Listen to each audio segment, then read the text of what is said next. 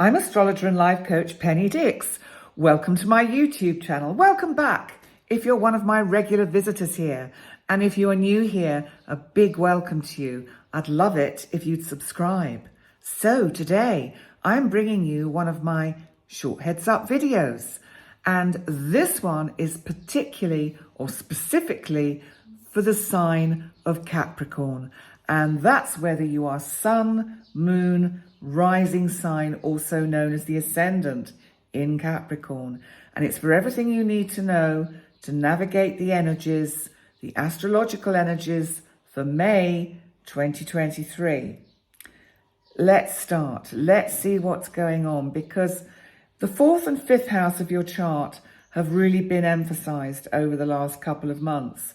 The 4th is the part of your chart to do with your home and family. And the 5th is much more about creativity, children, and entertainment in general, and the arts, that kind of area. But I'm going to start talking about Pluto, because of course Pluto you've hosted in your sign for the last 15 years. And on May the 1st, even though Pluto, my big dwarf planet, all about power, transformation, beginnings and endings, has been in Aquarius for a little over a few weeks in your house of finance. Pluto's going retrograde. By the 11th of June, Pluto will move back into your sign again. But listen, you two are friends. You can handle it. It's like, okay, nice to see you. What else do you want me to do before you finally leave at the end of 2024? So I think you'll be quite cool with that, because it's this transition period between now and the end of 2024, when Pluto is going to be in Capricorn for a while, Aquarius for a while, then Capricorn again, and finally Aquarius. It'll all be fine.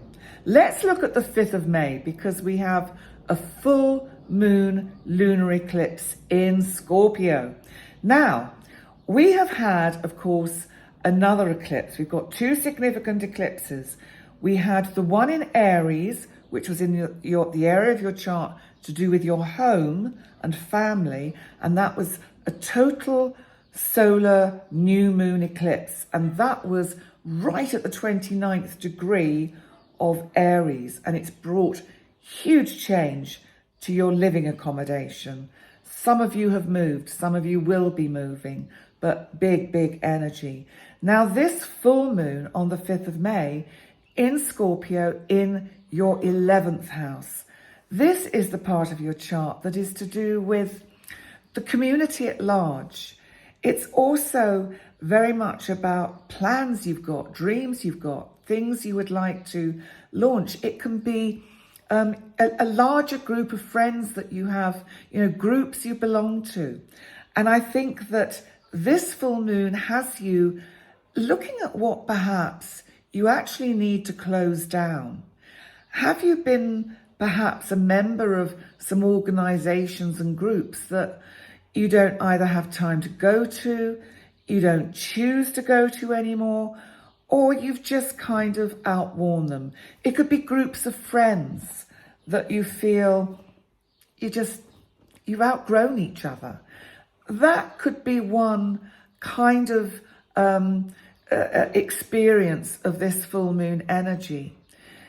The other thing is that, of course, when something closes or finishes, it leaves space for something new to come in.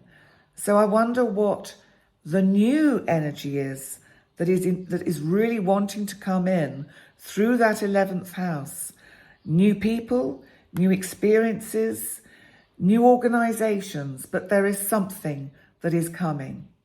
The 9th of May, the sun in Taurus in your 5th house, your house of creativity, children, of the entertainment industry. It can be theatre, art, music.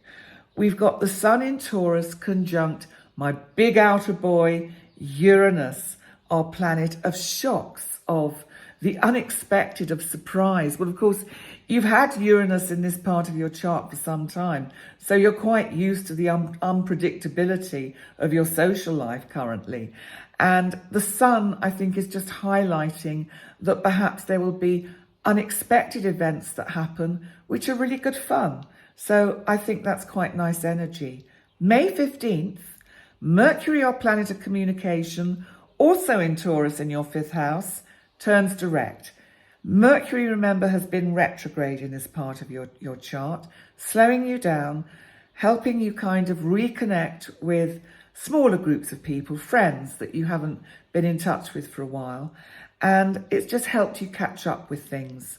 And it's going to turn direct, but it won't move into what I call virgin territory until the end of May, when it's moved out of what's known as its shadow zone. So by the time it reaches sort of 17, 18 degrees of Taurus, it will be on its way to move into new territory. On the 16th of May, Jupiter, my big outer boy of opportunity, expansion, luck, and just general wonderfulness. There's not such a word, is there? But there we go, I've just made it up. So Jupiter on the 16th moves into Taurus, also in your 5th house. You better get some early nights, Capricorn, because my God, you're going to have fun. There's going to be an awful lot going on. You've got Jupiter in this part of your chart for the next year. So it's just going to be fun. It really is. It's going to bring lots of opportunities for romance, for love affairs, anything of that nature. If you're single and looking, could all happen with Jupiter in this part of your chart. And on the 18th, Jupiter will be squaring retrograde Pluto in your 2nd house. So this is just a little, be careful you don't spend too much on all this fun and entertainment. Be mindful of that. You know, it's not, usually you're very good at being prudent, Capricorn, and making sure you kind of hold on to what you've got without letting it kind of splurge. But Jupiter's going to be urging you to splurge. So just be a bit mindful of that. On the 19th, we have a new moon in Taurus in this part of your chart. And so again, wonderful opportunities for new romance, new love affairs, and maybe different forms of entertainment to go and enjoy. You might get invited somewhere which is a bit different and something you haven't done before. So nice energy. Now then we need to look at Leo, which of course is your 8th house, because Mars is now in Leo. Mars is our god of energy, action, war, sexuality. Now, Mars in the 8th is really kind of making you dissect your joint resources. It's making you look at your budgeting. It's making you really look very closely at how you spend. And it's actually in opposition to retrograde Pluto on the 21st, which of course in Aquarius in your 2nd house. I think you're going to be sitting down and doing your sums, doing your maths and your arithmetic. 3 words that I do not include in my vocabulary because I'm absolutely hopelessly dyslexic with numbers. So there we go. Thank goodness I'm not a Capricorn having to do all that at the moment.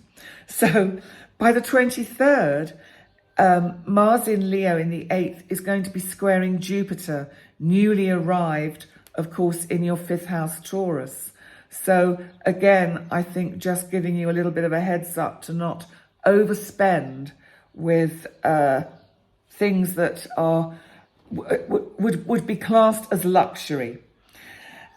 Now, on the 25th, we have a really interesting configuration. We have a fixed grand cross. Now, this is like a big square box being formed by the 4 fixed signs, which are Taurus, Leo, Aquarius, and Scorpio. other way around. Taurus, Leo, Scorpio, Aquarius. Anyway, I am going to do a separate heads up on this because it's quite an important event. All it means for you is it's bringing in the energy of your house of finance, your house of fun, your house of other people's money, and again, your house of hopes and wishes and dreams. You are having to look very seriously at your budgeting. It's holding you back. Now, Capricorn, you are a cardinal sign. And if you get an idea about something, you like to just go ahead and do it. I think this fixed ground cross is saying, slow down, wait, just be a little bit mindful and wait to see what the general economic climate is before you start making any kind of big changes with your kind of financial situation. That's what I feel that's about, because by the 27th, Jupiter, my big boy of opportunity and luck, in your 5th house of fun, Taurus, is conjunct the North Node that you've got here. This is your destiny. This is bringing an opportunity for you to fulfill the destiny you would like to have, be it with a romantic partner, something creative. Maybe you act, you sing, you're in films or you write books. But there is something here about fulfilling a fated destiny. So that's super exciting. Okay, Capricorn, thank you so much for joining me for your May astrology. Please remember to like, comment, and subscribe. And thank you so much for all the lovely new comments I get. It's really lovely, and I feel I'm meeting all these wonderful people and all the lovely clients I meet. I want to make you all my personal friends, and I can't. I haven't got enough time, which is such a shame because you're all so lovely. And anyway, oh, and by the way, if you would like to have a one-to-one with me, I'm now taking bookings for the end of May into June. So if you'd like to do that for either life coaching or for astrology, then go to my website, pennydix.com, go to the page that says private sessions, and that gives you all the information you need about the price structure and what I offer. And also while you're there, subscribe, because then you'll get the newsletter and then you'll see all the new events that we've got planned to go out via the website. That's going to be coming up later on this year. So keep that in the forefront of your mind. In the meantime, thank you so much. And I look forward to seeing you next time. Bye for now.